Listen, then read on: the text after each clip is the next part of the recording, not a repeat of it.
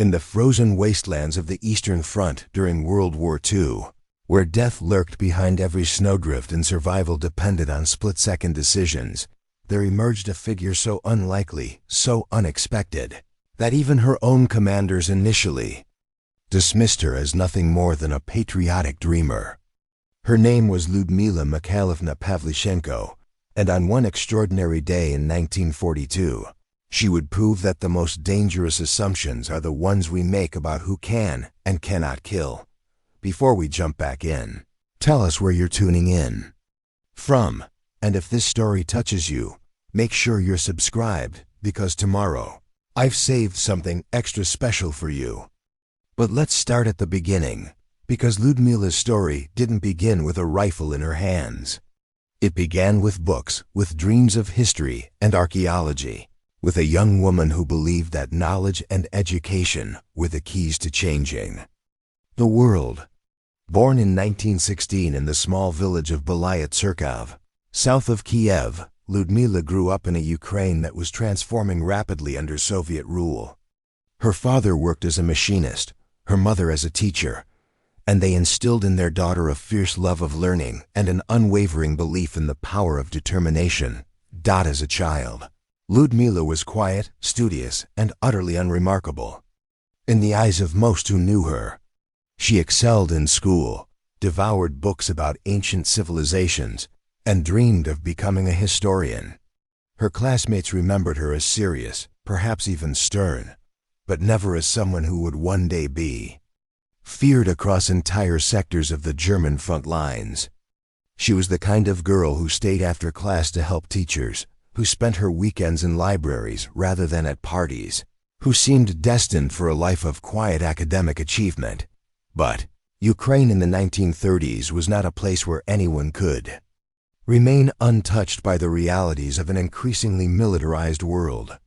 As tensions rose across Europe and the specter of war cast its shadow over the Soviet Union, even university students like Lyudmila found themselves drawn into military training programs. It was during one of these programs that she first picked up a rifle, not out of any particular interest in warfare, but simply because it was required. What happened next would change everything. The moment Lyudmila wrapped her fingers around that rifle, the moment she lined up her first shot and felt the weapon's recoil against her shoulder, something awakened in her that she had never known existed. Her instructors watched in amazement as this quiet history student, this bookish young woman who had never shown any interest in violence, displayed an almost supernatural ability with a firearm. Her shots were precise, consistent, and deadly accurate. More importantly, she remained calm under pressure, her breathing steady, her hands unwavering even when other students were shaking with nerves. The shooting instructor, a grizzled veteran named Sergeant Kozlov, had seen thousands of students pass through his training programs. Most were enthusiastic but clumsy. Others were skilled but lacked the temperament for real combat. But Lyudmila was different. She approached marksmanship with the same methodical precision she brought to her historical research. She studied ballistics like she studied ancient texts, analyzing wind patterns, calculating distances, understanding the physics of trajectory with an almost academic obsession. She wasn't just shooting, Sergeant Kozlov would later recall. She was solving problems. Every shot was a question, and she always found the answer. But even as her skills developed, even as she began to outshoot seasoned soldiers and experienced hunters, no one, not her instructors, not her fellow students, not even Lyudmila herself truly understood what they were witnessing. This was still peacetime, after all. These were still exercises, competitions, training scenarios. The idea that this quiet young woman might one day be responsible for ending hundreds of lives seemed absurd, impossible, almost obscene.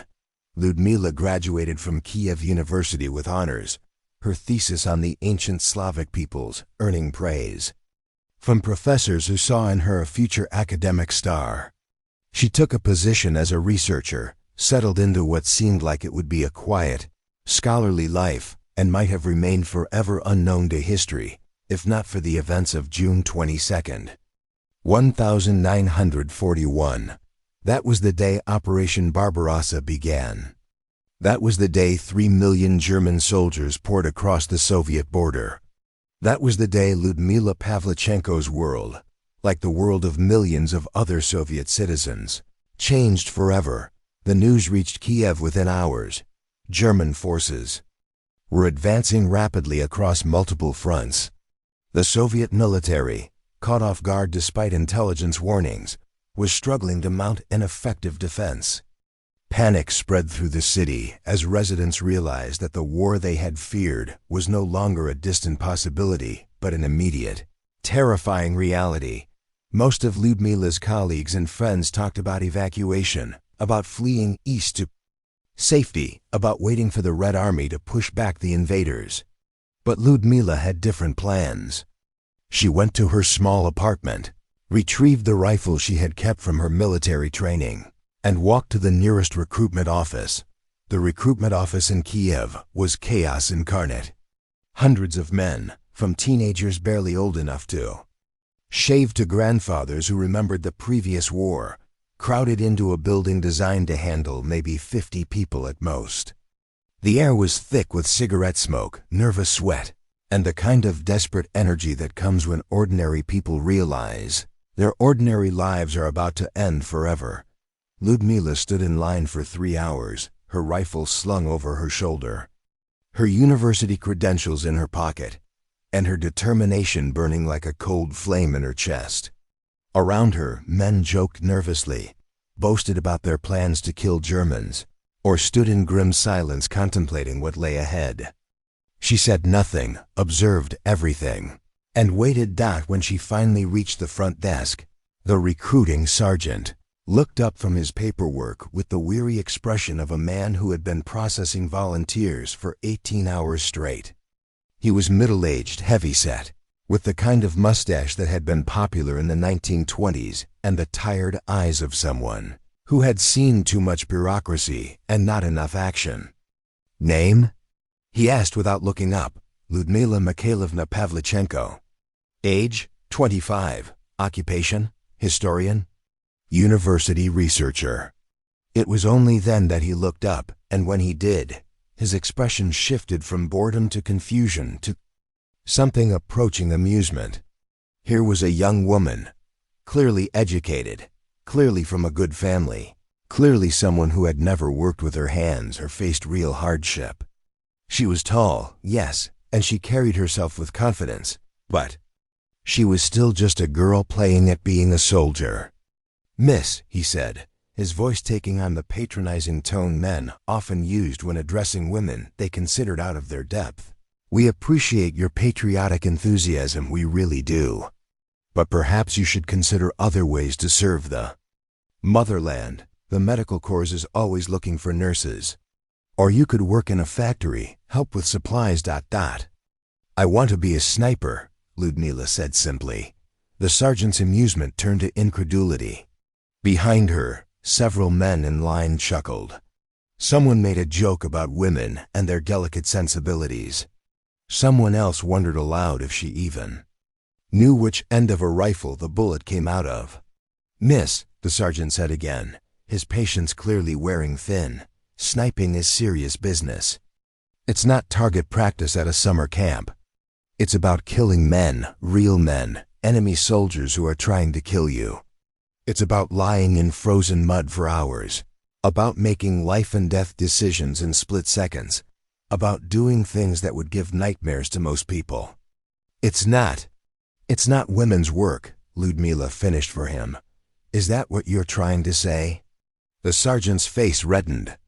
"I'm trying to say that the Red Army needs soldiers, not civilians who think war is some kind of adventure. We need people who can handle the reality of combat, who won't break down the first time they have to take a life. And you think I can't handle that reality? I think you're a nice girl from a good family who doesn't understand what she's volunteering for." Lyudmila set her rifle on the desk with a soft thud, somehow managed to silence the entire room. "This is my rifle from military training. I scored expert marksman. I can hit a target at 400 meters in any weather conditions. I've studied ballistics, wind compensation, and tactical positioning. I know exactly what I'm volunteering for." The sergeant glanced at the rifle, then back at her face. "Military training for students is different from real combat. You've never killed anyone. Neither have most of the men in this room. But they're men. They're built for this kind of work." It was then that Lyudmila made a decision that would echo through history. She reached into her jacket and pulled out a small leather pouch.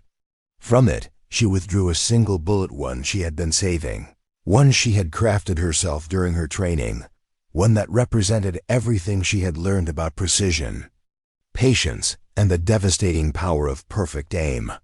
"I'll make you a deal," she said, her voice carrying across the suddenly silent room. "Give me a chance to prove myself. One shot. If I can't demonstrate that I belong in a sniper unit, I'll volunteer for the medical corps without another word." The sergeant stared at her for a long moment. Around them, the room had fallen completely quiet. Even the clerks at other desks had stopped their work to watch this confrontation between a bureaucrat's assumptions and a young woman's determination. "And if you can prove yourself, then you assign me to a sniper unit, and you never again assume that someone can't kill just because of what they look like." The sergeant's hesitation was visible. This was irregular, unprecedented, potentially a violation of about a dozen different protocols. But there was something in Lyudmila's eyes, something in her absolute stillness, that gave him pause. And if he was being honest with himself, he was curious. In 18 hours of processing volunteers, he had seen a lot of bluster, a lot of bravado, a lot of men trying to convince themselves they were ready for war. But he had never seen the kind of cold, quiet confidence that radiated from this young woman. "There's a rifle range behind the building," he said finally. 400 meters. Moving target, one shot. "That's all I need," Lyudmila replied as they walked toward the range. Neither of them could have imagined that this single test would set in motion a chain of events that would make Lyudmila Pavlichenko the most feared sniper in the Red Army. A woman whose name would be whispered in German trenches across the Eastern Front. A legend whose single greatest day would see 12 enemy snipers fall to her rifle. The test was about to begin, and with it, the birth of a killer, the rifle range. Behind the recruitment office was nothing more than a cleared field, with hay bales stacked at various distances, and a few wooden targets that had seen better days. It was primitive, makeshift, the kind of facility that existed purely for function rather than form. But it was enough for what Lyudmila needed to prove. Word of the unusual test had spread quickly through the building. Clerks abandoned their desks, officers emerged from their offices, and volunteers still waiting in line pressed against the windows to get a view of the spectacle. Some came out of curiosity, others out of skepticism, but all of them came to witness what would either be a humiliating failure or something extraordinary. The target was a standard military silhouette, painted black against white wood, mounted on a pulley system that would make it move laterally across the range. At 400 meters, it was barely visible to the naked eye, a small dark shape that flickered in and out of view as it swayed slightly in the afternoon breeze. For most shooters, hitting a stationary target at that distance would be challenging. Hitting a moving target would be nearly impossible. Lyudmila examined the range with the methodical attention of a scientist studying a laboratory. She noted the wind direction, tested the air temperature with her hand, observed the way shadows fell across the field. She knelt and picked up a handful of dirt, letting it fall through her fingers to better understand the wind patterns. Everything she did was deliberate, precise, informed by the countless hours she had spent studying the science of marksmanship. "The wind is coming from the northwest," she announced to the sergeant, who was standing beside her with his arms crossed and a skeptical expression on his face. "Approximately 8 kilometers per hour. The target is moving right to left at roughly 2 meters per second. compensating for bullet drop and wind drift. She raised her rifle, and the crowd fell silent. Through the scope, the target appeared larger but still challenging, especially with its lateral movement. Lyudmila controlled her breathing, slowing her heart rate, entering the almost meditative state that separated true marksmen from merely skilled shooters. But then, just as she was about to squeeze the trigger, she lowered her rifle and turned to the sergeant. "I want to make this more interesting," she said. The sergeant raised an eyebrow. "More interesting? I want to call my shot. Not just that I'll hit the target, but exactly where I'll hit it." A murmur rippled through the crowd. This was audacious beyond belief. Calling a shot on a moving target at 400 meters was the kind of thing that existed only in stories, in the boasts of men who had never actually attempted such a feat. "You're getting ahead of yourself," the sergeant warned. "Just hit the target. That's all you need to do." But Lyudmila was already raising her rifle again. "Center mass," she called out, her voice carrying clearly across the range. 2 centimeters left of the heart, to compensate for the target's movement. The crowd pressed closer. Even the skeptics found themselves holding their breath. There was something about her absolute confidence, her clinical precision, that made the impossible seem suddenly, terrifyingly possible. Through her scope, Lyudmila watched the target's rhythm. 3 seconds right to left, 1 second pause, 3 seconds. Left to right, 1 second pause. She had observed this pattern for several minutes now, and it had remained consistent.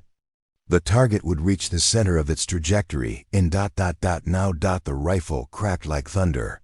The sound echoed across the range, bounced off the buildings, and seemed to hang in the air for an eternity. 400 meters away, the target jerked violently and went still. For a moment, nobody moved. Then the sergeant pulled out his binoculars and trained them on the distant target. He stared through the lenses for what felt like forever, his expression unreadable. Finally, he lowered the binoculars and turned to face the crowd. "Direct hit," he announced. "Center mass, approximately 2 centimeters left of center." The silence that followed was deafening. Then, slowly, applause began to build. Not the enthusiastic clapping of a crowd enjoying a show, but the respectful, almost reverent applause of people who had witnessed something extraordinary. But Lyudmila wasn't finished. She ejected the spent cartridge, caught it in her palm, and walked over to the sergeant. "I want to keep this," she said, holding up the brass casing. "To remember the day I proved that killing isn't about gender or size or what people expect. It's about precision, patience, and the will to do what's necessary." The sergeant stared at her for a long moment, then reached for his paperwork. "Name again?"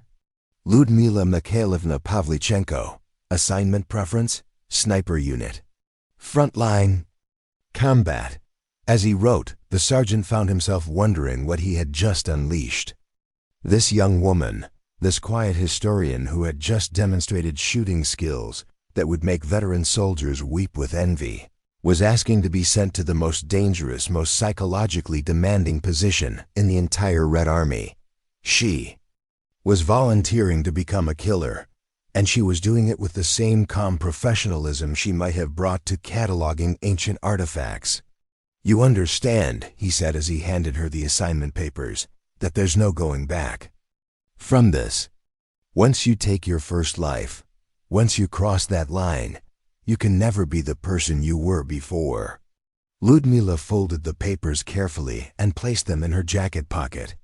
"Sergeant," she said, "I stopped being the person I was before the moment those German soldiers crossed our border. Now I'm going to become the person they'll wish they had never met." As she walked away from the range, rifle slung over her shoulder, assignment papers in her pocket, and that spent cartridge clutched in her fist, Lyudmila Pavlichenko began the transformation that would turn a quiet university researcher into Pavlikoi, the most lethal sniper in Soviet military history. The test was over. The legend was about to begin. But first, Lyudmila would have to survive a journey that would transform her from a promising recruit into a battle-hardened killer. The train that would carry her to the front lines was already waiting at the station, its whistle echoing through the Kiev night like a harbinger of the hell that awaited her. The journey to the front lines was a descent into hell that began in the relative comfort of a military transport train and ended in the mud, blood, and chaos of the siege of Odessa. For Lyudmila, it was more than just a physical journey. It was a transformation that would test every assumption she had made about herself, about war, and about the price of survival. The train ride lasted 3 days, and it was during these hours of cramped confinement that Lyudmila first encountered the reality of military life. The initial hostility was palpable. These were tough men from farms and factories, men who had grown up believing that war was their domain, and here was this university graduate who spoke like a professor and carried herself like someone who had never known real hardship. "You sure you know what you're getting into, little sister?" asked a grizzled corporal named Dmitri, his voice carrying the mock concern that barely concealed genuine skepticism. "This isn't target practice. This is about killing fascists before they kill you." Lyudmila, who had been quietly cleaning her rifle in the corner of the car, looked up with those pale blue eyes that would later strike fear into German hearts. "I'm sure," she said simply, then returned to her work. But as the train rolled closer to the front, as the distant sound of artillery grew louder and the smell of smoke began to seep through the car's wooden walls, even Lyudmila felt the first stirrings of doubt. Not about her shooting ability, she had proven that beyond question, but about whether she truly understood what it meant to take a human life, to look through a scope and see not a target, but a person, someone with a family, with dreams, with fears identical to her own. The first test came sooner than anyone expected. The train was still 20 kilometers from Odessa when German Stukas appeared overhead, their distinctive screaming dive bomber sound announcing death from above. The locomotive's whistle shrieked as the engineer hit the brakes, but it was too late. The first bomb struck the tracks just ahead of the engine, derailing the entire train in a cascade of twisted metal and splintered wood. Lyudmila was thrown against the car's wall with such force that she saw stars. Around her, men were screaming, bleeding, dying. The neat, orderly world of military transport had become a nightmare of chaos and carnage in the space of 30 seconds. Through the smoke and dust, she could see German fighters circling back for another pass, their machine guns already beginning to strafe the wreckage. "Snipers!" shouted a voice she didn't recognize. Anyone with a rifle, return fire. This was it. This was the moment that would define everything that followed.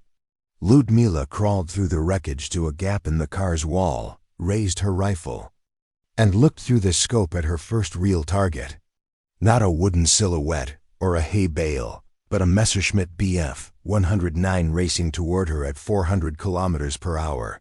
Its pilot's face clearly visible in the cockpit. She led the target, compensated for the aircraft's speed, and squeezed the trigger. The rifle bucked against her shoulder, and 400 meters away, the German pilot's head snapped back as a 7.62 millimeters bullet found its mark. The fighter plane, suddenly without guidance, nosed down and crashed into a field in a ball of flame. Silence that followed was broken only by the crackling of burning fuel and the distant sound of the other German aircraft retreating. Around her, the surviving soldiers stared in amazement. Shooting down an aircraft with a rifle shot was nearly impossible under the best conditions. Doing it while lying in train wreckage, under fire, with a target moving at high speed, was the stuff of legend. "Mother of God," whispered Corporal Dmitri, who was bleeding from a gash on his forehead. She actually did it, but Lyudmila felt no triumph, no satisfaction. Looking at the burning wreckage of the aircraft, knowing that inside it was a human being who had died by her hand, she experienced something she had never felt before: a cold, Empty sensation that seemed to hollow out her chest and leave her feeling strangely disconnected from her own body. "That's what it feels like," said a voice behind her. She turned to see a senior sergeant, a man in his 40s with the weathered face of someone who had seen too much combat. "The first kill is always the hardest. It gets easier, but it never gets easy." "Does it ever stop?" Lyudmila asked quietly. "The killing?" "Not as long as there's a war. No, the feeling." The sergeant considered this for a long moment. "No," he said finally, "and be grateful for that. The day you stop feeling it is the day you stop being human." The remainder of the journey to Odessa was completed on foot, a forced march through territory that was constantly under threat from German patrols and artillery strikes. During those 20 kilometers, Lyudmila killed 3 more enemy soldiers, a machine gunner who had pinned down her squad, a forward observer who was calling in artillery strikes, and a German sniper who had been picking off Red Army soldiers. From a church bell tower, each kill was cleaner than the last, more precise, more efficient. But each one also carved away another piece of the person she had been before the war. By the time they reached the outskirts of Odessa, Lyudmila Pavlichenko, the history student, was gone forever, replaced by someone harder, colder, infinitely more dangerous. The city of Odessa was under siege, surrounded by German and Romanian forces that had cut off all supply lines and were slowly strangling the life out of the once proud port city. The streets were filled with rubble, the air thick with smoke and dust, and death lurked around every corner. It was here, in this urban battlefield, that Lyudmila would learn the true meaning of war. Odessa, in October 1941, was a city dying by degrees. Once the jewel of the Black Sea coast, renowned for its elegant architecture and cosmopolitan culture, it had become a fortress of desperation, where every building was a potential stronghold and every street corner a killing ground. The German and Romanian forces had surrounded the city like a noose, tightening their grip day by day, while inside the perimeter, Soviet soldiers and civilians prepared to fight to the last bullet. Lyudmila's first assignment was to the 25th Rifle Division, a unit that had been decimated by weeks of constant combat and was now down to barely half its original strength. The men were exhausted, hollow-eyed veterans who had seen too much death and no longer believed in anything except survival. When their new sniper arrived, a young woman who looked like she should have been teaching school rather than killing Germans, their reaction was predictable. "Great," muttered Private Volkov, a 20-year-old from Stalingrad who had aged a decade in the past month. "Now they're sending us children to do a man's job." But their attitude changed quickly when Lyudmila demonstrated her capabilities. On her first day in position, she eliminated 6 German soldiers, 4 infantry advancing through the ruins of a bombed-out apartment building, 1 artillery spotter on a rooftop, and a machine gunner who had been terrorizing a key intersection. For 3 days, each shot was precise, lethal, and accomplished with a cold efficiency that left her fellow soldiers both impressed and slightly unnerved. "She doesn't miss," reported Sergeant Petrov to his commanding officer, "and she doesn't hesitate. When she sees a target, it's dead. It's like watching a machine work." The siege of Odessa was unlike anything Lyudmila had experienced during her training, or even during the chaotic train attack. This was urban warfare at its most brutal, a 3-dimensional chess game where death could come from above, below, or any of the 1,000 hiding places that a ruined city provided. German snipers were everywhere, hidden in attics, basements, church towers, and factory chimneys. Romanian soldiers had turned entire neighborhoods into killing fields, with overlapping fields of fire that made movement during daylight almost impossible. It was in this environment that Lyudmila began to develop the techniques that would make her legendary. She learned to read the patterns of enemy fire, to identify the locations of hidden snipers by the sound of their rifles, to move through the city like a ghost. Most importantly, she learned to think like her enemies, to anticipate their movements. and position herself accordingly. Her first encounter with a German sniper was a turning point. She had been observing a damaged library from a concealed position when she noticed the flash of sunlight on glass from a window on the third floor.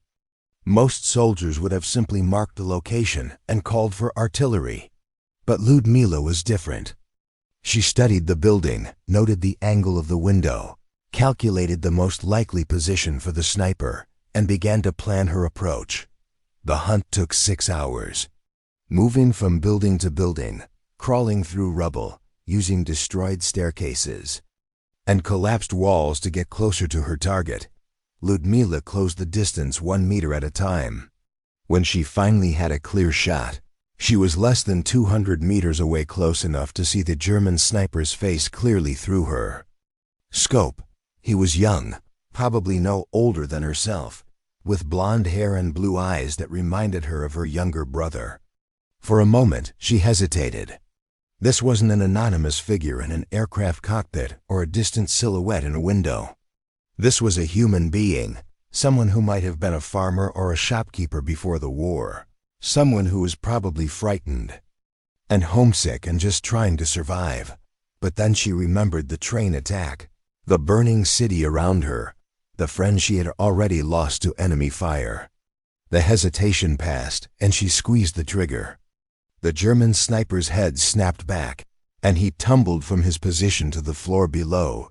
When she searched his body later, she found a letter from his wife in Munich, a photograph of 2 small children, and a piece of black bread that he had been saving for dinner. The personal items made the kill more real, more human, but they also hardened something inside her. This was war, and in war, sentiment was a luxury that got you killed. Word of her success spread quickly through the division. The quiet woman who had arrived with doubts about her ability to kill was becoming known as someone who could eliminate enemy snipers with an almost supernatural consistency. Her kill count grew steadily: 12 in the first week, 25 in the second, 43 by the end of the month. But it was the psychological effect that proved most valuable. German snipers, who had dominated the urban battlefield for weeks, began to show signs of nervousness. They changed positions more frequently, took fewer risks, and sometimes refused to engage targets altogether. The presence of a single Soviet sniper was beginning to impact the morale of an entire enemy sector. Preparing and narrating this story took us a lot of time. So if you are enjoying it, subscribe to our channel. It means a lot to us. Now back to the story. The siege of Odessa lasted 73 days, and during that time, Lyudmila killed 87 enemy soldiers. Each death was recorded in a small notebook she carried, not with pride, but with the methodical precision of a scientist recording experimental data. She noted the time, the distance, the weather conditions, and the type of target. It was her way of maintaining some semblance of control in a situation where chaos reigned supreme. When the order finally came to evacuate the city, Lyudmila had been transformed from a university student into something else, entirely a killer of extraordinary skill and ruthless efficiency. But the siege of Odessa was just the beginning. The greatest test of her abilities was still to come, and it would arrive in the form of an even more desperate siege, in a city that had never fallen to a foreign army.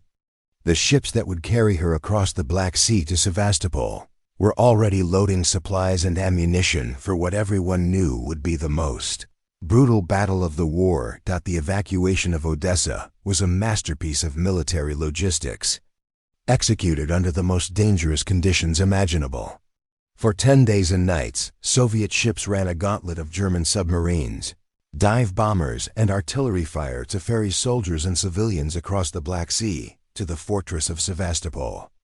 Lyudmila, now recognized as one of the most effective snipers in the Red Army, was given priority boarding on one of the last ships to leave the doomed city. As the transport vessel pulled away from the burning docks of Odessa, Lyudmila stood at the rail and watched the city she had defended disappear into the smoke and darkness. She had arrived there as a volunteer with something to prove. She was leaving as a battle-tested killer with a reputation that had spread throughout the entire southern front. The transformation was complete, but the cost had been enormous. The journey to Sevastopol took 3 days, during which Lyudmila finally had time to process what she had experienced during the siege. She had killed 87 human beings, each one a deliberate, calculated act of violence. She had become efficient at death, expert at the precise application of lethal force.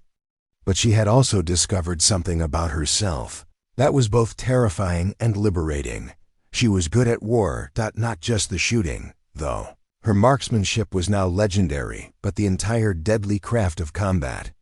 She could read terrain like a book, anticipate enemy movements with uncanny accuracy, and remain calm under pressure that would break lesser soldiers. She had found her calling, and it was one that most people would consider monstrous. The other passengers on the ship treated her with a mixture of respect and fear. Word of her kill count had spread through the ranks, and stories about her exploits had grown in the telling. Some said she could kill a man at impossible distances. Others claimed she could see in the dark, and a few whispered that she had made some kind of bargain with death itself. The truth was both more mundane and more impressive. She was simply a woman who had discovered she possessed an extraordinary talent for the most difficult and dangerous job in the military. Sevastopol was different from Odessa in almost every way. Where Odessa had been a cosmopolitan port city, Sevastopol was a fortress built on military tradition and strategic importance. The city sat on the southern tip of the Crimean Peninsula, its massive harbor protected by ancient stone fortifications and modern gun emplacements. This was the home of the Black Sea Fleet, the pride of the Soviet Navy, and it had never fallen to a foreign army. But by the time Lyudmila arrived in November 1941, Sevastopol was already under siege. German forces had surrounded the city on land while their Navy and Air Force controlled the sea approaches. The defenders were trapped, cut off from reinforcement and resupply, forced to hold their positions against an enemy that grew stronger. Every day. The fighting here was different from the urban warfare of Odessa. Sevastopol's defenders were dug into a network of trenches, bunkers, and underground tunnels that had been carved out of the rocky peninsula over decades. The battle lines were more stable, the engagement ranges longer, and the opportunities for sniper work more abundant. It was perfect terrain for someone with Lyudmila's skills. She was assigned to the 2nd Battalion of the 54th Rifle Regiment, a unit that had been holding a crucial section of the perimeter for 6 weeks. The men were veterans, survivors of the initial German assault, and they welcomed her with the professional respect that her reputation had earned. There was no skepticism about her gender, no doubt about her abilities. She was a sniper, and snipers were valued above almost all other specialists in siege warfare. Her first position was in an abandoned lighthouse on the coast, a stone tower that provided excellent observation over the German lines, but also made her a prime target for counter-sniper operations. The previous sniper who had used the position had been killed 3 days earlier, shot through the head by a German marksman who had been systematically hunting Soviet snipers throughout the sector. "Be careful up there," warned Captain Nosov, the battalion commander. "The Germans have someone good working this area. He's killed 4 of our snipers in the past 2 weeks. Lyudmila climbed the narrow stone stairs to the lighthouse's observation deck, her rifle slung across her back, her small pack containing ammunition and supplies for what might be a very long watch. The view from the top was spectacular. She could see for kilometers in every direction, observing German positions, supply routes, and movement patterns that would have been invisible from ground level. But she also knew that somewhere out there, another sniper was looking for her. The hunt was mutual, and the stakes were absolutely lethal. This would be her first real test against a peer, a duel between professionals where the slightest mistake would mean death. She spent the first day simply observing, learning the rhythm of the battlefield, identifying patterns in enemy movement and behavior. German soldiers moved differently here than they had in Odessa, more carefully, with the disciplined caution of veterans who had learned to respect the danger of Soviet snipers. But they still moved, and movement created opportunities. On her second day in the lighthouse, she got her first kill, a German officer who had been careless enough to expose himself while observing Soviet positions through binoculars. The shot was clean, professional, and immediately drew return fire from multiple positions. The Germans had learned to respond quickly to sniper attacks, and within minutes, machine gun fire and mortar rounds were raining down on the lighthouse. But Lyudmila was already gone, having retreated down the stairs the moment after she fired. She had learned in Odessa that the key to survival as a sniper was mobility: shoot and move. Never stay in one position long enough for the enemy to target you effectively. That night, she moved to a different position, a bombed-out church about 800 meters from the lighthouse. From here, she could observe the German counter-sniper team that had been deployed to hunt her.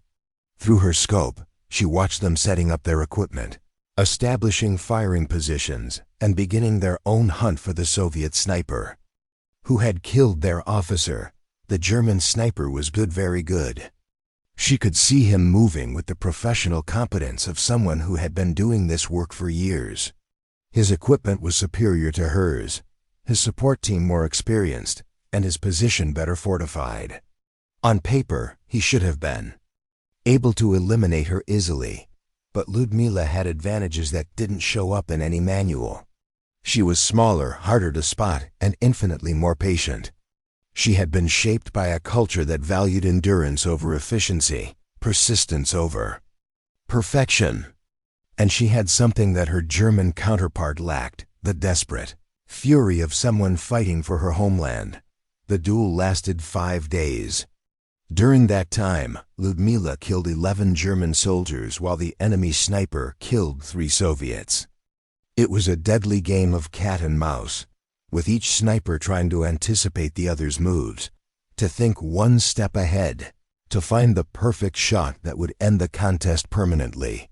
The end came on a gray December morning when the German sniper made his first and final mistake. Confident in his superior position and equipment, he had become careless about his own concealment. Lyudmila spotted the glint of his scope lens just as the sun broke through the clouds, and she had her target. The shot was taken at 650 meters, in a crosswind, with the target partially concealed behind a concrete barrier. It was one of the most difficult shots of her career to that point, requiring perfect calculation of wind drift, bullet drop, and target movement. When she squeezed the trigger, she knew even before the bullet reached its destination that it would be a kill. The German sniper's rifle flew from his hands as the bullet found its mark, and the counter-sniper team that had been hunting her for nearly a week was effectively eliminated. The psychological impact on the German forces was immediate and profound. If their best sniper couldn't eliminate this Soviet woman, who could? Word of the duel spread through both armies, and Lyudmila's reputation grew to almost mythical proportions.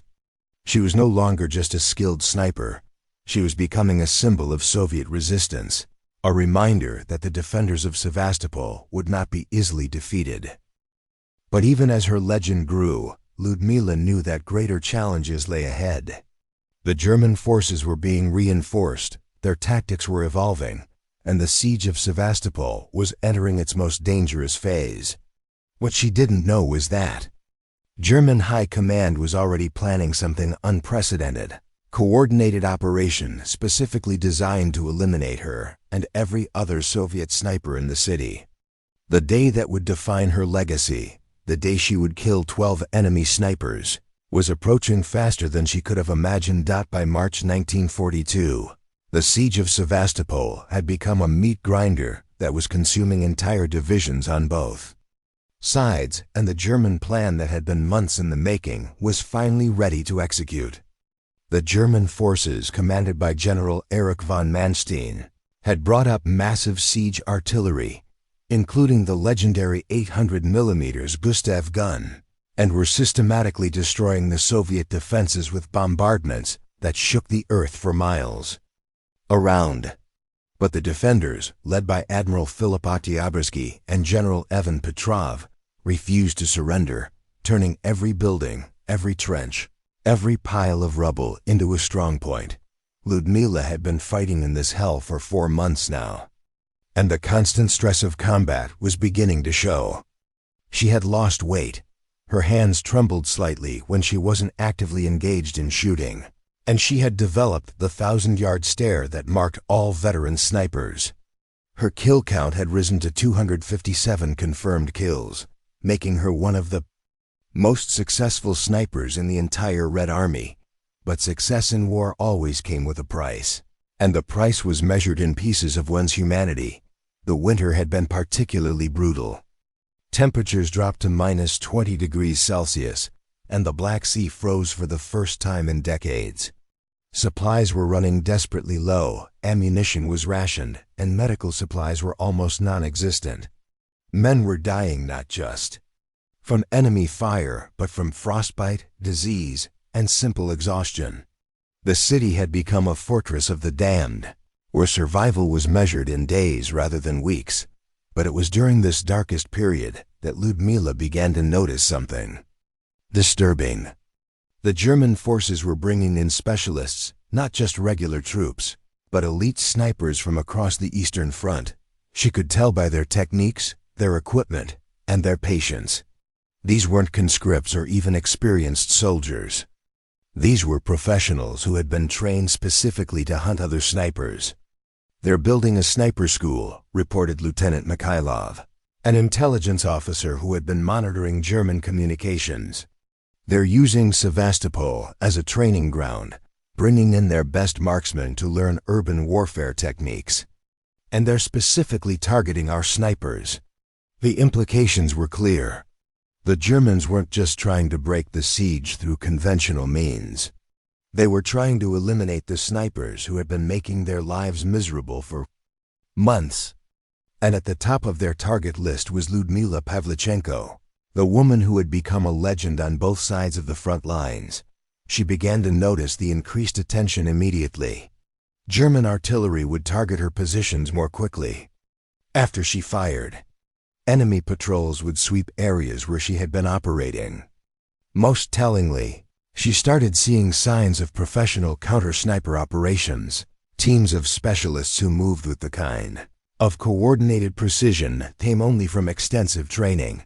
Her first encounter with one of these elite German snipers came on a foggy morning in early March. She had been observing enemy positions from a concealed spot in the ruins of the city's main cathedral when she noticed something that made her blood run cold. In a building 400 meters away, she could see the barely visible outline of a sniper's hide, professionally constructed, perfectly camouflaged, and positioned with the kind of tactical expertise that marked a true professional. The German sniper was hunting her specifically. She could tell by his position, which offered no good shots at regular Soviet positions, but had a perfect view of the areas where she typically operated. This wasn't random patrol or opportunistic shooting. This was a deliberate, calculated hunt. For 3 days, they stalked each other through the ruins of Sevastopol. The German sniper was patient, disciplined, and equipped with the finest optical equipment that the Reich could provide. His rifle was a precision instrument, his ammunition was perfectly crafted, and his support team was composed of veterans who understood the deadly game they were playing. But Lyudmila had advantages that couldn't be manufactured in a factory or taught in a training school. She knew every stone, every shadow, every hiding place in her sector of the city. She had spent months learning to read the patterns of light and wind that could reveal a sniper's position. Most importantly, she had developed the kind of intuitive understanding of her enemy that came only from extended combat experience. The duel ended when the German sniper made a fundamental error in tactics. Overconfident in his equipment and training, he had remained in the same position for too long, believing that his superior camouflage would protect him. But Lyudmila had been watching, waiting, learning his patterns. When he shifted position, to track a Soviet patrol. She saw the movement and had her shot. The bullet took him through the left temple at 380 meters, a perfect shot that ended the threat immediately. But as she watched his body fall, Lyudmila felt no satisfaction, no sense of triumph. She knew that this was only the beginning. The Germans would send more specialists, better equipped and better trained. The war was escalating, and she was becoming a primary target. That night, she sat in her underground bunker and wrote in her diary, "The enemy is adapting. They're learning our methods, studying our tactics, bringing in their best people to counter us. The easy kills are over. From now on, every shot will be a battle against someone who knows exactly what I'm trying to do." She was right. Intelligence. Reports confirmed that the Germans were establishing a special sniper training facility just outside Sevastopol, where experienced marksmen from across the Eastern Front were being taught specifically how to hunt Soviet snipers. They were studying captured equipment, analyzing Soviet tactics, and developing new techniques for urban sniper warfare. But Lyudmila was also adapting. She began changing her patterns more frequently, using decoy positions to confuse enemy observers, and developing new shooting techniques that would be harder for German snipers to counter. She was learning to think like her enemies, to anticipate their moves, to stay one step ahead in a deadly game where the stakes were absolute. The stage was being set for what would become the most intensive sniper duel in military history.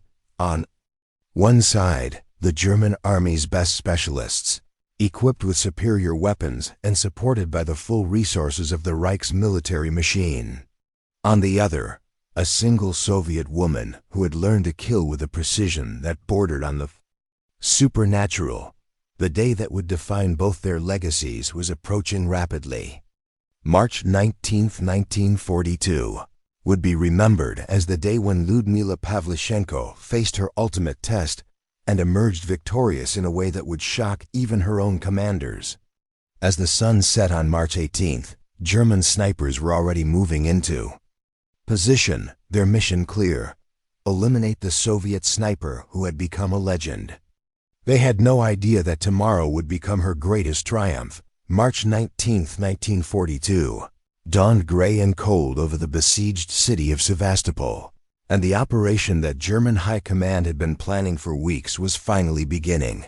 A thick fog rolled in from the Black Sea, reducing visibility to less than 50 meters and creating the kind of atmospheric conditions that could either protect a sniper or doom them. Lyudmila woke before sunrise in her underground bunker, her internal clock calibrated by months of combat to recognize the optimal hunting hours. She had been tracking German sniper movements for 2 weeks now, and her intelligence had revealed something extraordinary. The Germans were planning a coordinated operation to eliminate all Soviet snipers in the central sector. They had assembled a team of 12 elite marksmen, each one a veteran of the Eastern Front, each one equipped with the finest weapons and optics available to the Wehrmacht. The operation was codenamed Jiger, Hunter, and its specific objective was to eliminate Lyudmila Pavlichenko.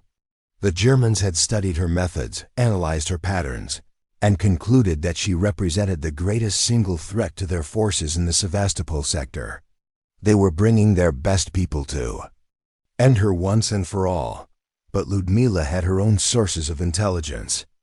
A captured German officer had revealed details of the operation under interrogation, and Soviet reconnaissance had identified the positions where the German snipers were setting up their ambush. She knew they were coming. She knew approximately where they would be, and she had spent the night preparing her response. Her equipment was checked and rechecked, her Mosin Nagant rifle, now worn smooth from constant use, but still deadly accurate. Her binoculars, cracked but functional. Her ammunition, each round carefully inspected and selected for maximum accuracy. She had 100 rounds of 7.62 millimeters ammunition, enough for a day's work if she made every shot count. The fog that morning was both a blessing and a curse. It would conceal her movements, allowing her to get closer to enemy positions without being detected. But it would also make long-range shooting nearly impossible, forcing her to engage targets at distances where the German sniper's superior equipment would be less of an advantage. She moved through the ruins of Sevastopol like a ghost, using passages and hiding places that she had memorized during months of urban warfare. Her first objective was the bombed-out department store on Nakimov Square, where intelligence suggested the German team leader had established his command post. The building was a perfect sniper's nest, multiple levels, good observation points, and numerous escape routes, but it was also a trap. The Germans had learned from previous encounters that Soviet snipers favored buildings with these characteristics, and they had positioned their own marksmen to cover such locations. Lyudmila approached from the east, using the fog as cover and moving with the patient stealth that had kept her alive for months. She could hear German voices in the distance, the sound of equipment being moved, the occasional crack of a rifle as enemy snipers tested their weapons. The hunt was beginning, and she was walking directly into the center of it. Her first target appeared at 7:23 a.m., just as the fog began to lift slightly. A German sniper, visible through a third-floor window of the department store, was scanning the Soviet positions with binoculars. He was professional, careful, but he had made one crucial mistake. He had silhouetted himself against the lighter background of the window. Lyudmila raised her rifle, calculated the distance at 180 meters, compensated for the slight breeze, and fired. The German sniper's head snapped back, and he fell from view. 1 down, 11 to go. The shot immediately triggered a response from the other German positions. Machine gun fire raked the area where her muzzle flash had been visible, and she heard the whistle of incoming mortar rounds. But she was already moving, having learned long ago that staying in one position after firing was suicide in urban warfare. Her second target was more challenging. A German marksman had positioned himself in the bell tower of St. Vladimir's Cathedral, using the height advantage to observe Soviet movements across a wide area. The distance was 320 meters, and the target was only partially visible through the tower's stone archway. Lyudmila took her time with this shot, waiting for the perfect moment when the German sniper would expose himself fully. It came when he leaned forward to track a Soviet patrol, presenting a clean shot at his torso. The bullet struck him center mass, and he tumbled from the bell tower to the cathedral floor below. 2 down, 10 to go, but the German snipers were adapting quickly. They had heard the shots, seen their comrades fall, and were now actively hunting for the Soviet sniper, who was systematically eliminating their team. Radio communications crackled between their positions as they coordinated their search, using their superior numbers and equipment to try to corner their elusive target. Lyudmila could hear their voices, sense their movements, feel the net closing around her. This was no longer a series of individual duels. This was a coordinated hunt, where she was both the hunter and the hunted. The Germans had turned the entire central sector into a kill zone, and she was trapped in the middle of it, but she had been in similar situations before, and she had learned that the key to survival was not to run, but to keep attacking. Every German sniper she eliminated reduced their tactical advantage, disrupted their coordination, and increased their psychological pressure. The best defense was a relentless offense. Her third target was a sniper positioned in the ruins of the city's main hospital. He was well concealed, professionally positioned, and armed with a scoped rifle that represented the pinnacle of German optical technology. Under normal circumstances, he would have been nearly impossible to locate and eliminate, but these were not normal circumstances. Lyudmila had noticed that the German snipers were using the standard communication protocol, checking in with their team leader at regular intervals. When the hospital sniper raised his head to use his radio, she was ready. The shot was taken at 280 meters, through fog and smoke, with the target visible for less than 3 seconds. It was one of the most difficult shots of her career, requiring perfect timing and absolute precision. When the bullet found its mark, the German sniper's radio fell silent. 3 down, 9 to go. But the day was just beginning, and the most dangerous phase of the hunt was still ahead. As the fog continued to lift, and the German snipers realized that 3 of their number had already fallen, their tactics would become more desperate, more coordinated, and infinitely more deadly. By 10 a.m., the fog had lifted enough to reveal the full scope of the battlefield, and both Lyudmila and the surviving German snipers could see that this was no longer a series of individual duels. This had become a coordinated battle for survival. Lyudmila could see that the German snipers had established a sophisticated network of positions designed to trap her. They had learned from her tactics, studied her preferred shooting locations, and positioned themselves to create overlapping fields of fire that would make movement extremely dangerous. The 4th German sniper had hidden himself in the basement of a destroyed apartment building, using a hole in the foundation wall to create a nearly invisible firing position.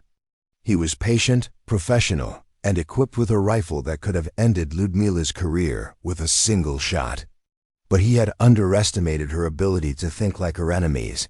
Lyudmila had noticed that the German snipers were following a tactical doctrine that emphasized concealment over mobility. They would find excellent positions and remain there for hours, believing that their superior camouflage and equipment would protect them. But this approach also made them predictable, and predictability was fatal in sniper warfare, she had observed the apartment building for 20 minutes, noting the subtle signs that indicated a hidden sniper, the way the rubble was arranged, the absence of debris in certain areas, the faint traces of human activity that only an experienced eye could detect. When she finally had a clear shot, it was through a gap in the debris that the German sniper had never considered vulnerable. The bullet struck him in the chest at 220 meters, and his rifle fell silent. 4 down, 8 to go. But the German team leader was adapting to her tactics. Radio communications became more frequent, positions were changed more often, and the remaining snipers began to work in pairs, covering each other's movements and creating mutually supporting positions. They were learning from each death, becoming more cautious, more professional, more dangerous. The 5th kill came at 11:15 a.m., when a German sniper made the mistake of trying to relocate during daylight. He had been positioned in a water tower on the outskirts of the city center, but the death of his colleagues had made him nervous. Lyudmila watched through her scope as he gathered his equipment and began to climb down the tower's interior ladder. The shot was taken through the tower's maintenance access, a small opening that provided only a few seconds of visibility as the German sniper descended. It required perfect timing and absolute precision, but when the bullet struck, the target fell the remaining 15 feet to the tower floor. 5 down, 7 to go. The psychological pressure was now working in her favor. The remaining German snipers knew that their teammates were being eliminated one by one, and this knowledge was affecting their performance. They were becoming more cautious, more hesitant, more likely to make the kind of mistakes that would expose them to return fire. Her 6th target was a sniper who had positioned himself in the ruins of the city's main bank, using the building's thick stone walls for protection.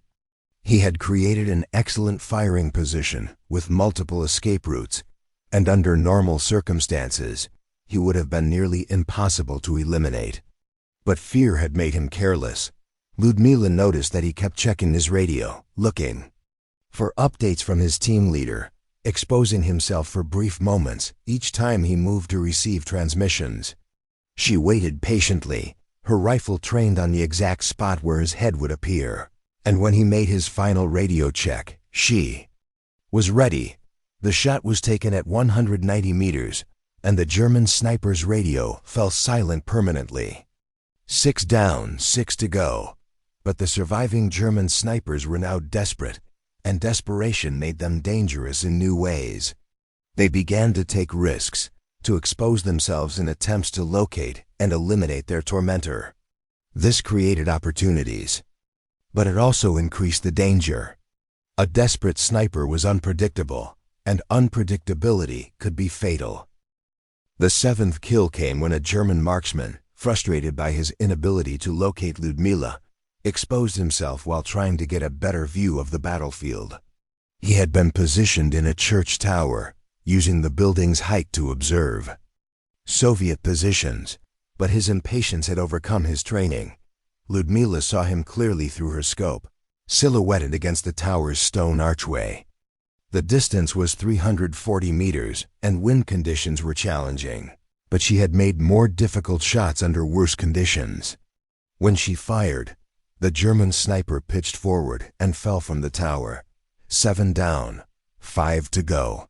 The afternoon brought new challenges.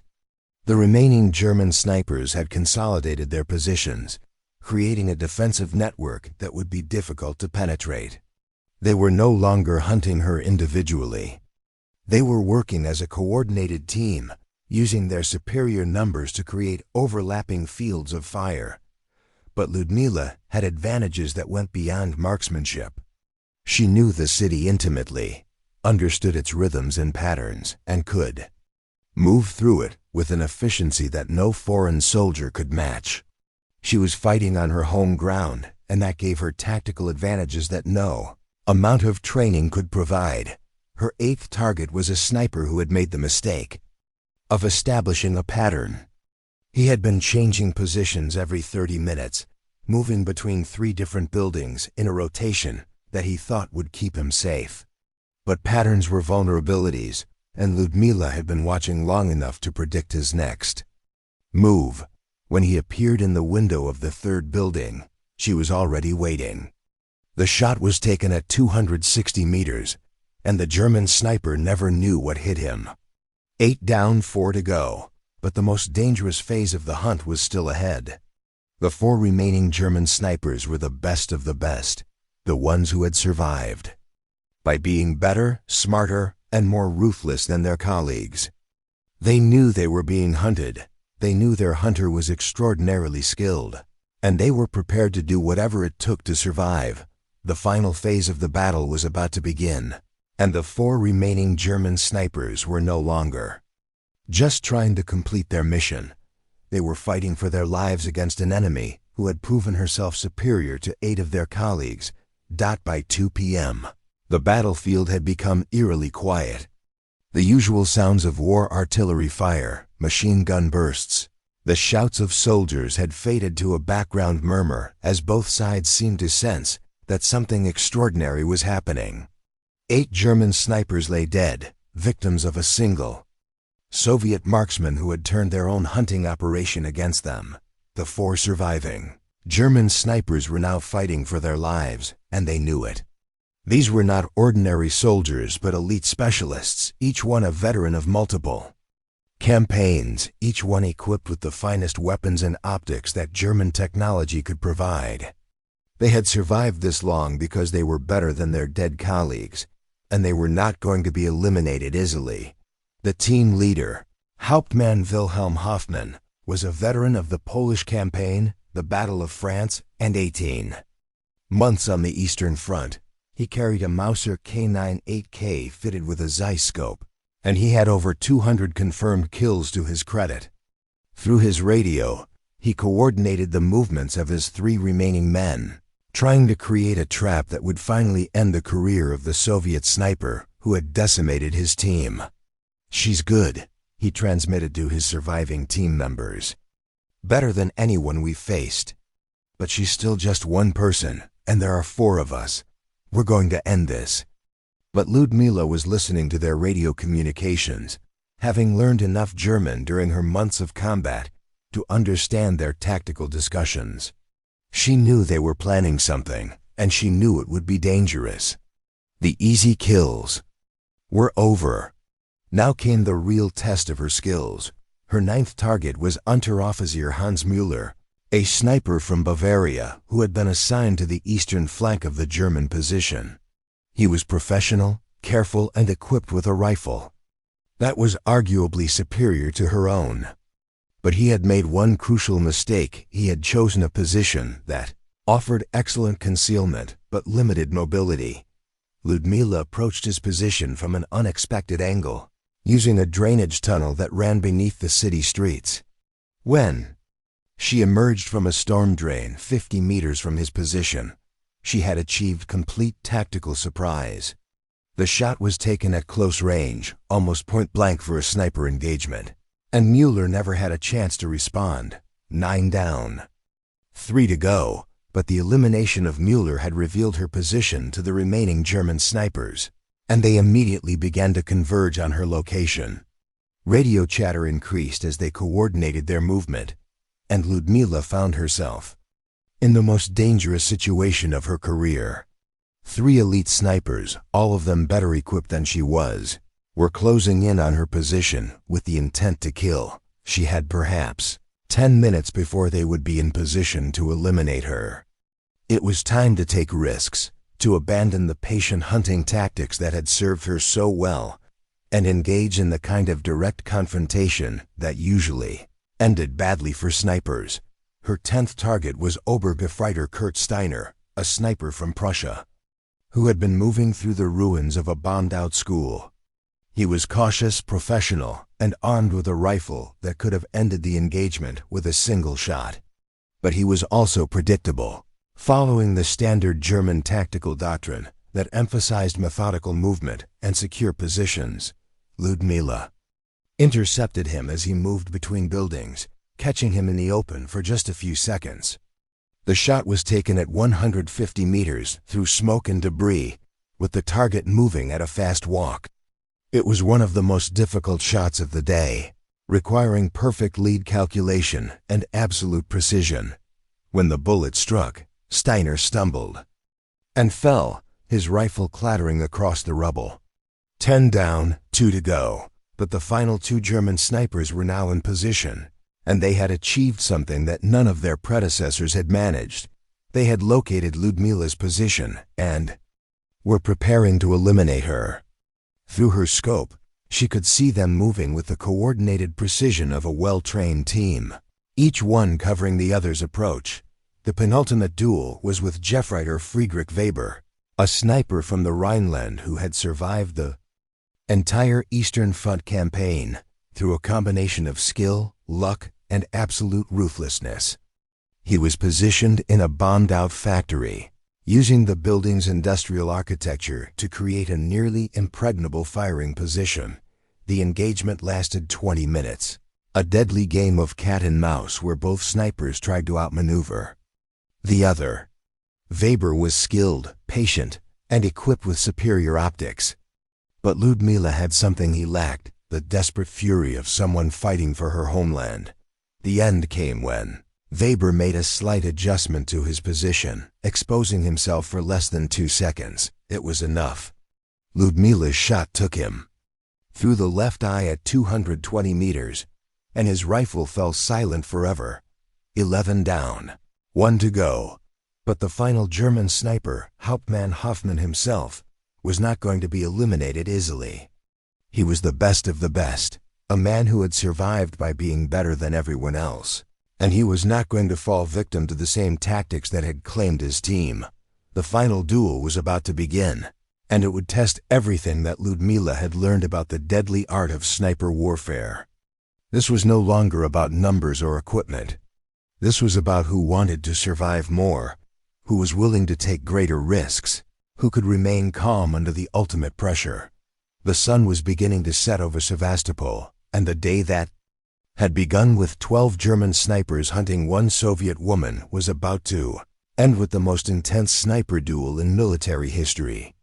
Only one German remained, and he was the best of them all, Hauptmann Wilhelm Hoffmann, a man who had never been defeated in single combat, and who was now fighting for more than just his life. He was fighting for the reputation of the entire German Sniper Corps. Hauptmann Wilhelm Hoffmann was everything that Lyudmila was not, and as the shadows lengthened across the battlefield, both snipers understood that this final confrontation would determine not just who lived and who died, but whose methods, whose training, whose entire philosophy of warfare was superior.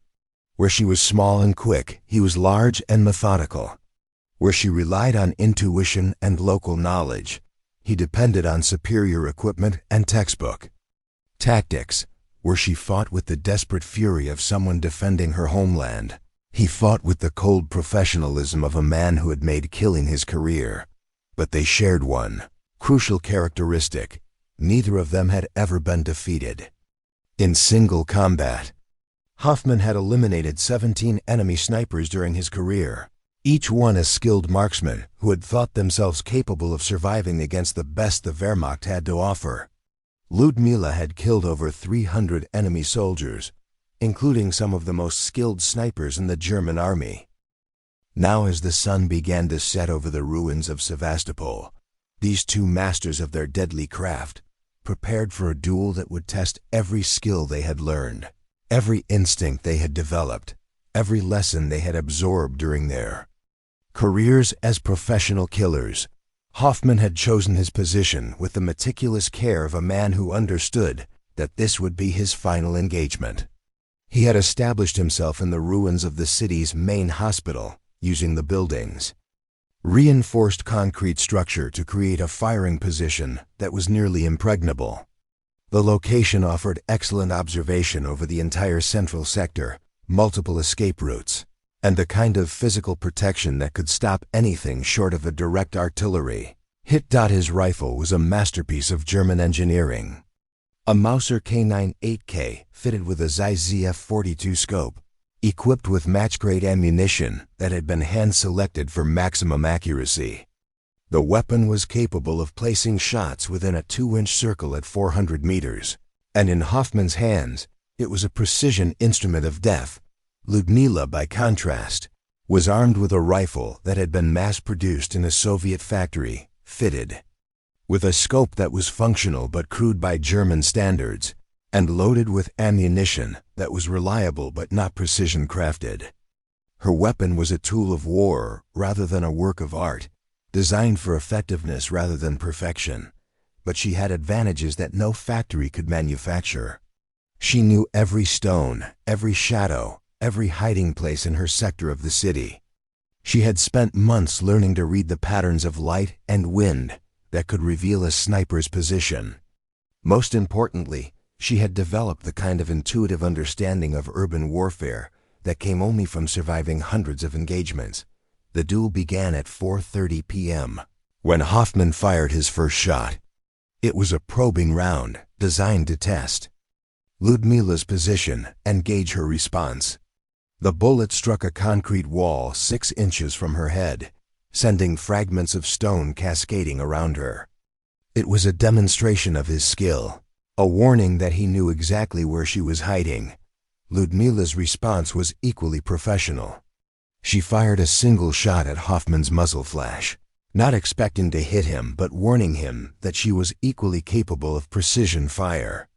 The bullet struck the concrete window frame where he was positioned, missing him by inches, but demonstrating that she was not intimidated by his superior equipment.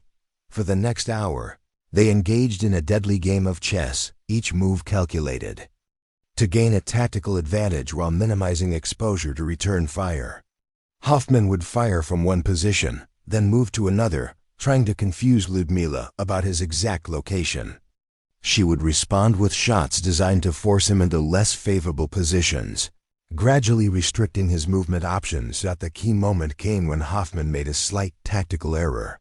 Confident in his superior position and equipment, he had remained in the same window for too long, believing that his camouflage and the approaching darkness would protect him. But Lyudmila had been watching, waiting, learning his patterns. She had noticed that Hoffman favored his right side when shooting, that he had a tendency to expose his left shoulder when tracking targets, and that he consistently returned to the same window after changing positions. These were tiny details, invisible to most observers, but they were enough to give her the advantage she needed. At 5:47 p.m., as the sun cast long shadows across the battlefield, Hoffman made his final mistake. He had been tracking a Soviet patrol. Through his scope, and in his concentration, he had allowed his left shoulder to become visible in the window frame. It was a target area of perhaps 6 inches, visible for no more than 3 seconds. But it was enough. Lyudmila's shot was taken. At 340 meters, in fading light, with a crosswind that required perfect compensation.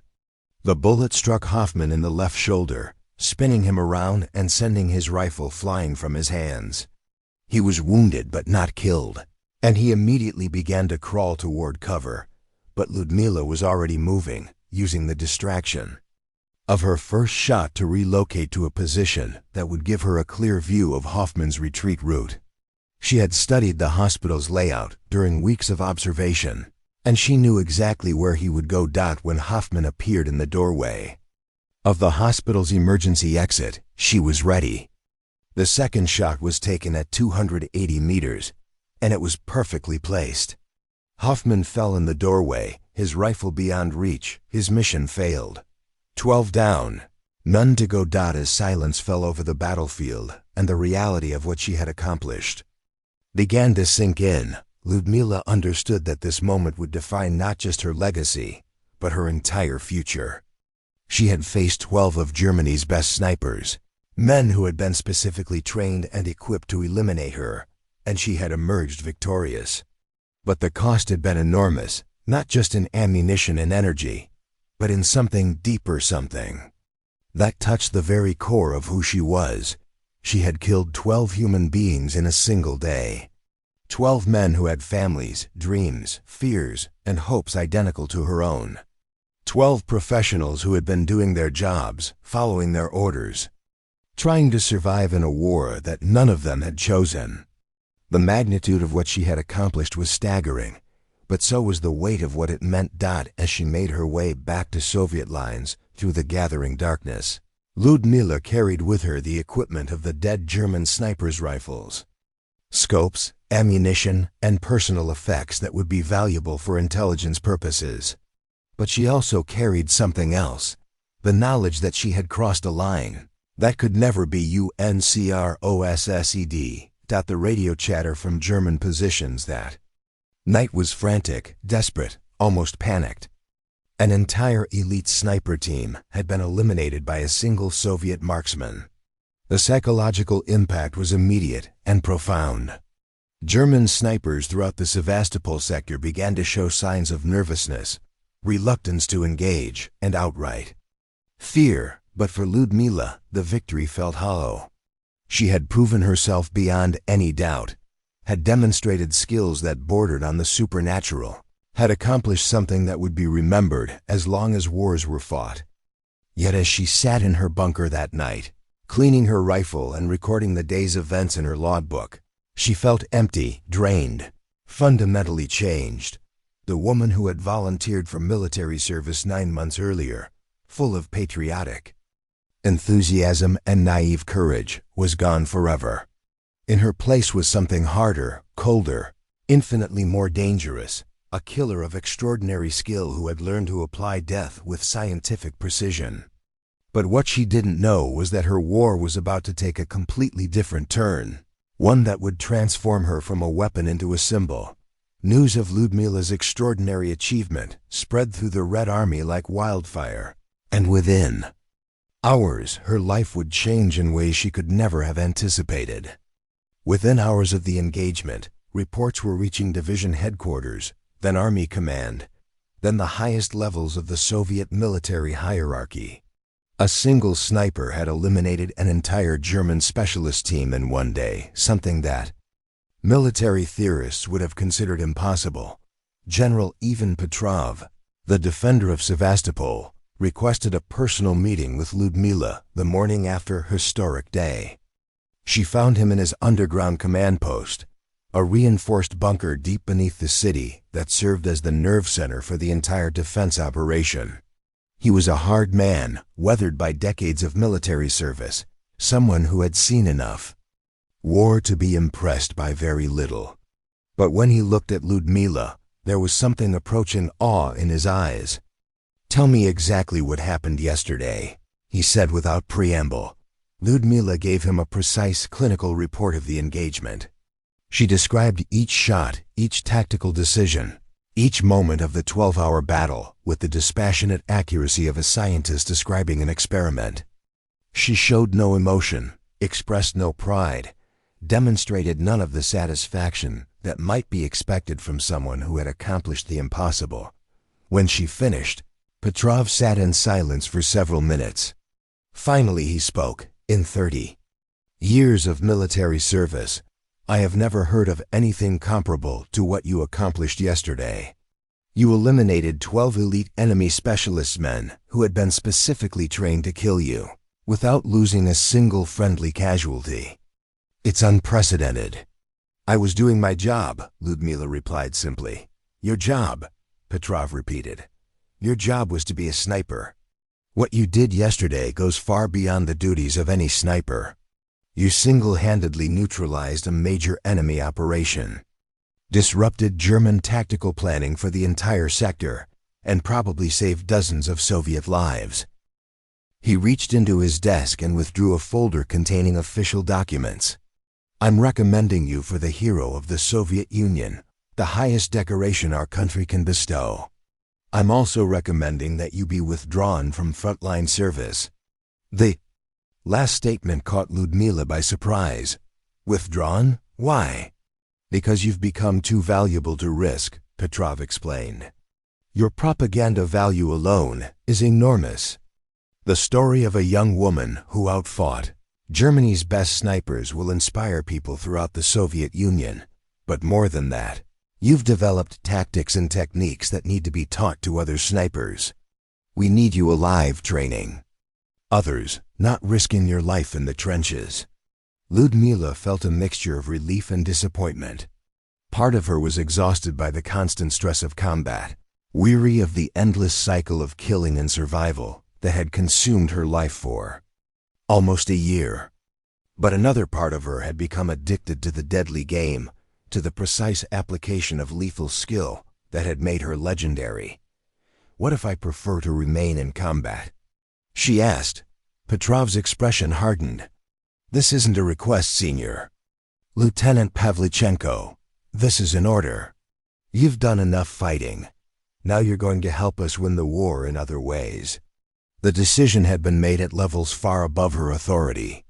Within a week, Lyudmila found herself on a ship bound for the United States, part of a Soviet delegation designed to encourage American support for the war effort.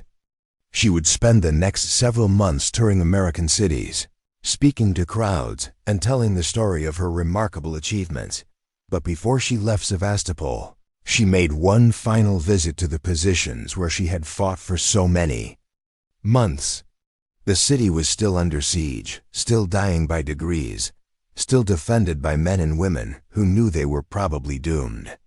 Standing in the ruins of the cathedral where she had killed her second German sniper, looking out over the battlefield where she had proven herself beyond any doubt, Lyudmila felt a profound sense of loss. She was leaving behind not just a place, but a version of herself. The woman who would board that ship for America would be a hero, a symbol, a propaganda tool. But she would no longer be a warrior. That part of her life was ending, and she wasn't sure what would replace it. Her final entry in her combat logbook was brief. March 19, 1942. 12 enemy snipers eliminated. Mission accomplished. Total confirmed kills, 309. End of combat service. The numbers told the story of an extraordinary military career, but they couldn't capture what it had cost her. Lyudmila had become one of the most successful snipers in military history, but the price had been measured in pieces of her humanity that could never be recovered. As the ship pulled away from the Sevastopol harbor, carrying her toward a future she couldn't imagine, Lyudmila stood at the rail and watched the burning city disappear into the distance. Somewhere in those ruins, other snipers were continuing the work she had started. Other soldiers were fighting the battles she would no longer fight. She had proven that they were wrong. Those men who had said she could never kill, she had killed. Not just effectively, but with a precision and consistency that had made her legendary. But the victory felt hollow. purchased with a currency she was only beginning to understand. The war would continue without her, and other heroes would emerge to take her place. But March 19, 1942, would always be remembered as the day when Lyudmila Pavlichenko faced 12 of Germany's best snipers and emerged victorious, the day when a quiet history student from Ukraine proved that the most dangerous assumptions are the ones we make about who can and cannot kill. Her legend was secure, but the woman who had created it was forever changed. And as the years passed, as the war ended and the world moved on, the story of March 19, 1942 would become more than just military history. It would become a testament to what human beings are capable of when pushed to their absolute limits. Transformation of Lyudmila Pavlichenko from warrior to symbol began the moment she stepped off the ship in New York Harbor in August 1942. But the seeds of that transformation had been planted the night after her legendary day in Sevastopol. The American press was waiting for her. Dozens of reporters and photographers eager to capture images of the Soviet sniper who had become legendary on both sides of the Atlantic. But the woman they met was not what they expected. She was small, quiet, and dressed in a simple military uniform that bore the decorations of her extraordinary service.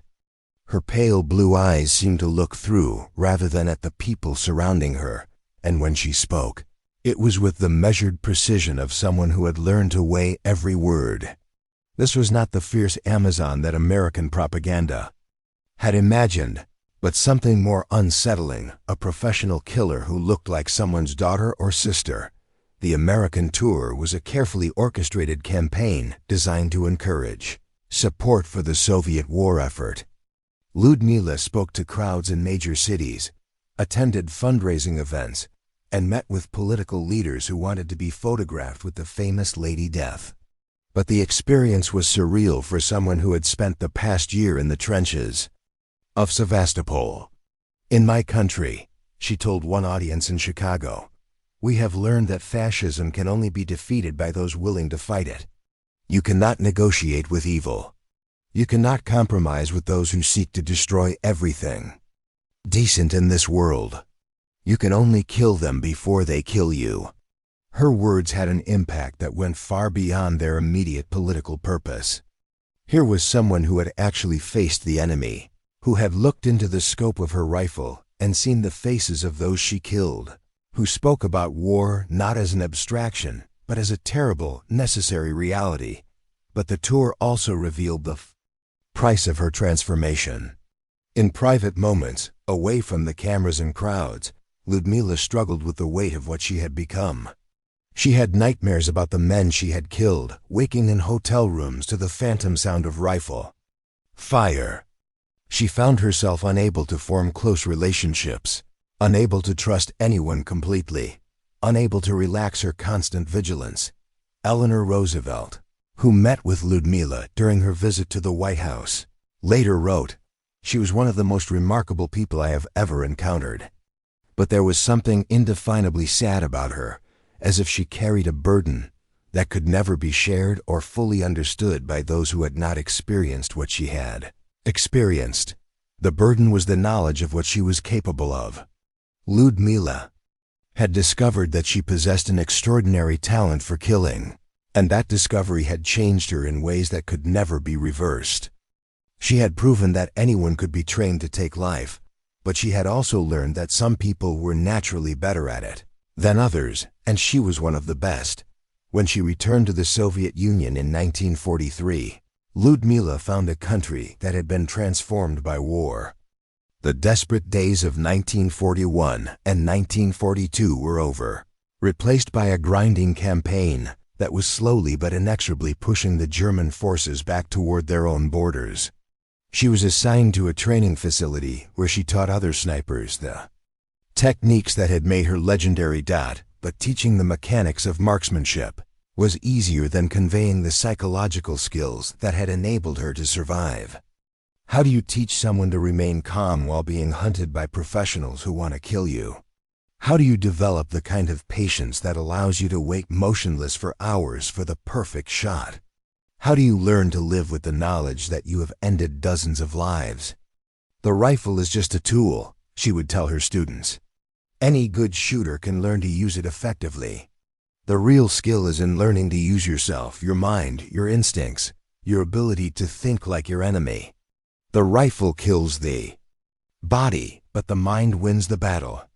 Her students included men and women who would go on to become legendary snipers themselves, carrying her techniques and philosophy to battlefields across Eastern Europe. Through them, her influence extended far beyond her own personal kill count, multiplying her effectiveness many times over. After the war, Lyudmila completed her university education and worked as a historian. The career she had originally planned before the war changed everything. She wrote about ancient civilizations, taught students about the rise and fall of empires, and tried to build a life that had nothing to do with violence or death, but she could never entirely escape her wartime identity. Veterans of the siege of Sevastopol would seek her out, wanting to share memories with someone who had been there, who understood what they had experienced. Foreign military historians would visit to study her techniques and tactics. Journalists would periodically rediscover her story and write articles about the woman who had killed 309 enemy soldiers. Lyudmila died in 1974, more than 30 years after her legendary day in Sevastopol. Her obituaries focused on her military achievements, her decorations, her status as a hero of the Soviet Union, but they could not capture the full complexity of her story. The transformation of a quiet student into a legendary killer, the price of that transformation, and the burden of living with extraordinary capability for violence. The story of March 19, 1942, became part of military folklore, studied in sniper schools around the world as an example of what was possible when skill, determination, and tactical intelligence were combined with desperate necessity. But it was also something more, a reminder that war changes people in ways that can never be undone. That survival sometimes requires becoming someone you never intended to be. Lyudmila Pavlichenko had proven that they were wrong, those who said she could never kill. But in proving them wrong, she had discovered truths about herself and about human nature that would haunt her for the rest of her life. She had become legendary, but the legend had been purchased with a currency that could never be repaid. Up next, you've got two more standout stories right on your screen. If this one hit the mark, you won't want to pass these up. Just click and check them out. And don't forget to subscribe and turn on the notification bell so you don't miss any upload from us.